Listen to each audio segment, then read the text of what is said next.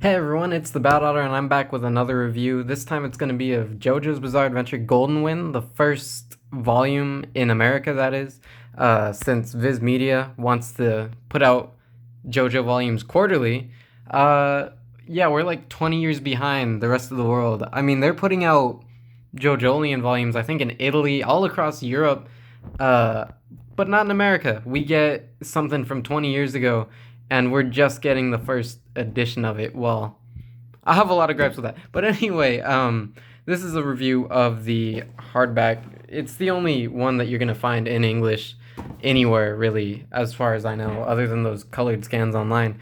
But anyway, it's just going to be a review of this book if you're interested in purchasing it. It's $20 just like the rest of them, which is a pretty good price. I mean, you're getting this hardcover edition with the not custom, but the unique pages on the inside, the unique style that fits the part. It's a lot like what they did for the other three with Stardust Crusaders, Diamond is Unbreakable, all those. Anyway, so yeah, the one kind of gripe that's easy to be had with these American publications through Viz Media is the covers for them. It's like, sure, they have this cute little style where it matches the part respectively, and they have some of the colored art on the front and the back, but all of these front pieces that they have, they're cut off because they framed them like this. They're whole pieces that could probably fit the entire cover, but they opt instead to cover it up with all this framing with all of the custom designs on it, which is kind of annoying because this is the only way to get Araki's art in America other than ordering different posters or something like that from Japan or third parties, which could sometimes get a little bit more expensive. So the fact that this is the only place to get it and the only way to get it, I mean, that's just going to be annoying, but that has nothing to do with the book. So anyway, getting into it, we have the opening with Giorno and Koichi getting off the plane, getting to Italy, and just it's your normal Araki stuff. He introduces the premise, the setting, and everything of the new part. He was obviously influenced a lot by the Renaissance, so we have the statue of David from Michelangelo, the Colosseum, the foods, everything like that, which, if you know anything about this part, they are going to be pretty important because Araki took a lot of his influence from the Renaissance whenever illustrating this part. And the Colosseum, well, that's just going to play a really important role later, as well as the food, because a lot of the characters end up getting named by food. So we have this real neat orange colored parts of the book that come every now and then where they're not fully colored, but they're pretty interesting. It's a real unique way to present a manga. I don't read that much manga, so I'm not sure how common this is, but it's real neat. And if you look at the style, which you'll notice this throughout the part, he's still coming off of Diamond is Unbreakable with that style that they had there, but he's just starting to go into what we see today with his real weird, unorthodox style of illustration that we'll see as it goes later into the book, because even in this one alone, it doesn't change all that much. So here's Jotaro explaining to Koichi everything about how Giorno is Dio's son, and he should go look for him, and we get the setups to Giorno being a thief, kind of wanting to be a gangster, messing with the wrong crowd, and it goes back into the normal manga. So really, I'm not going to break down the whole story because if you look, there's a lot to break down. I'll just go over the main beats, and of course the artwork that I like inside of it, and real good stuff. He illustrates hands really weird in general. He's always illustrated hands really interesting, and of course you have these nice sketches that they have in between the chapters. So here we have a nice shot of Giorno. It seems like Araki, whenever I say he, I mean Araki. He has a real interesting way of illustrating the folds, and he's had that since Stardust Crusaders, when he would put a lot of folds on the clothes, and later on into part 4, he started to make everything real baggy. So now he's still making it baggy, but the characters keep on getting skinnier, so it looks like they're wearing trash bags and they're malnourished. And you have the writing that was just straight up on the page, not actually implemented in later. And you'll notice in this part, he gets real intricate with these details on the characters, especially on their hair, on their outfits, whatever you want to call them, uniforms. Um, and he really does a good job of illustrating exactly what he wants to illustrate with the characters. With Giorno, he talked about how he got a lot of influence from the statue of David, with his hair, actually, because of the curls in David's hair. That's where he got these from. And of course, the traditional Greco-Roman wings that he has on Giorno's collar are also influenced by that. You'll notice that there's a lot of detail and a lot of small things, which in this part especially is really appreciated because he really dives into the fashion aspect of his illustrations, and more so than any of the other parts because it's in Italy and because that's where a lot of fashion comes from, as most people would know. So we get into the story and he meets Bucciarati for the first time, where they have their little fight between the stands, and here we get, of course, in true Iraqi fashion, interesting illustrations of people in situations you would never really think to find them in, like people being unzipped.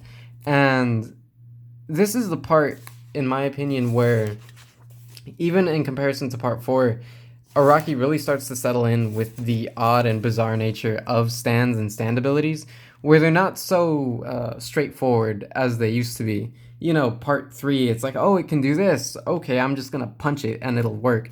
That would still probably work out in this part, but instead of that, he gets into real specific powers that are specific because they're so vague. It's like, oh, well, if I hit you, you're gonna have more life. And it's like, well, what can you do with that?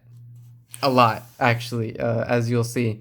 So we get introduced to Bucciarati, who's gonna be one of the main characters throughout the book. And he's, of course, introduced as a villain, as most stand users are in Jojo. And he's introduced on the train. They start to fight, and Giorno's trying to figure out what his ability is. What could it possibly be? How did this hand get into my mouth? And how did that eyeball get out of my hand? Or into his hand, I don't remember. And that's whenever Giorno starts to get unzipped, which ends the chapter off with that.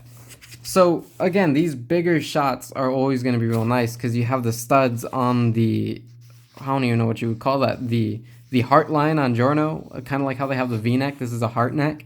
And again, that real small cross-hatching detail just to add that little bit more depth to the Greco-Roman wings on Giorno's collar. And to top it all off, him getting unzipped, where Iraqi, he really doesn't skip on the detail. You'll notice that in some areas of his illustrations, he'll skip out on the detail, but in this part especially, again, from what I'm noticing, he does not skip out on any of the detail for his characters. He really wants to nail in that intricate design that he puts into the characters. So here we get some colored pages, which are colored in unorthodox styles and different palettes that are inconsistent throughout the different colored pages, just because Iraqi is experimenting with other illustrations. And of course, it's just these short parts, and it's always a bright color palette. Here we have another larger illustration that seems to be for a cover or something like that. I don't really know how they publish it in Japan, but, you know, for those who do, that's where this artwork comes from. We get a nice shot of Gold Experience in white and pink, which is actually a really suitable color. It makes him look like a marble statue, which again fits with the Renaissance theme of the part. He's golden, as usual, with the chains and all the added fashion parts to the character that he always adds in these larger pieces. And you get these nice little badges or buttons. I don't know what you would call these, but he starts to get, again, real detailed with these into the part. So skipping later to introduce to more enemy stands after the fight with Bucciarati on the train. Let's get over there. We get introduced to Pulpo, who is one of the mob bosses. He's a capo that you get introduced to in prison, and it offers you a very, very interesting design for a character where Iraqi decides, okay, they're human and all, but we don't have to make them look human, because look at this guy. He's the size of the room, and he goes into some real funny character designs. Again, he starts leaning into that more bizarre nature as he goes into the series further and further. So we see him. He's just a blob of fat. He's like the Blob from that horror movie with those funny looking things on his head like Brainiac, drinking out of wine, just eating a lot. He's obviously a glutton, so they try to illustrate him as ugly a way as possible. In the anime, they give him a real auto-tuned voice. He's just a character in himself. There's not much else to say. Uh, and later on, so he gives Giorno the lighter. He says, "Don't let it go out, or else, right? We don't know yet." But later on, Giorno gets it out by turning the lighter into a flower with his stand ability. Uh, and he's just waiting it out. Koichi has to come in and interrupt things because there has to be some challenge somewhere. He can't just wait around for a few hours. We get another great shot of Giorno in side profile, which again illustrates the curls. You'll see all these recurring themes throughout the part, the Greco-Roman wings. And again, just really, really good artwork, in my opinion. It's a real good transition of styles as he goes deeper into part 5. And the storytelling, to me, in the manga is better than it is in the anime. Like, I prefer reading this over watching the episodes because these are actually my least favorite episodes. So here we get introduced to the stand Black Sabbath, which to me is one of the best stand designs in the entire series because it accomplishes the job. You have the traditional Italian garb with the later to be introduced stand arrows, the jewelry, all of it that is real reminiscent of, if you've ever played Assassin's Creed Brotherhood, you'll know exactly what this kind of is. The masquerade kind of look with the cloak over them. Real cool looking, and again, real unique and fitting for the part, being that it is in Italy. You get great compositions as usual by Rocky, used by using the sound effects to guide the eye and create a shape and a form in the piece. You have the pillars in the background. It's a real nice composition as usual. It's hard to say a lot of things about a good book other than just breaking down the story bit by bit. So I'll just cover a couple more art pieces. Later we get the stand Black Sabbath grabbing Giorno from the staircase, coming out of a shadow, which again, you look at these pieces, they're just incredible. I usually buy Jojo volumes just for the artwork itself to reference and use to make myself a better artist, which I'd highly recommend anybody do. You don't even have to read them. Sometimes you could just study the artwork. Heck, you could even return the book if you just need a panel or two, which most of the time it is. So they keep on fighting, and eventually, of course, they have their standoff. They defeat him. It looks like they're going to be defeated, but Giorno always comes in at the very end and finds a way to beat the enemy, using a partner or not. And this is very early on in the book, but I wanted to tackle another one of the themes that I believe part 5 does real well in, and that's the team aspect of everything. You'll notice that compared to a lot of the other parts of JoJo, the villain will be defeated with the team. It'll be Giorno and Mista, or Narancia and Bucciarati, or any one of the characters working together in order to stop the villain, so you get a lot of combo attacks, and things that you don't really see in other JoJo parts, which is why, in my opinion, Giorno is one of the weakest JoJo protagonists, and every other side character is better than him. I really like Bucciarati a lot more, Misa and Abbacchio a lot better than Giorno because they have more personality, and they're all equally as useful as you get in later into the part. Like even here, you have Koichi helping out Giorno to defeat Black Sabbath, and it's a real good part. There's a lot of working pieces that are working together to make it so coherent, which really shows how much Araki has grown as a writer into the part. So here we're coming up at the end with the stand rush from Giorno that destroys Black Sabbath as the tree gets destroyed. And again, phenomenal artwork, a good story. If you like the JoJo series, you're definitely going to like this. It's not anything that you aren't used to, but if anything, it's even better. And again, Araki just continues to get better at doing the stand rushes and everything like that.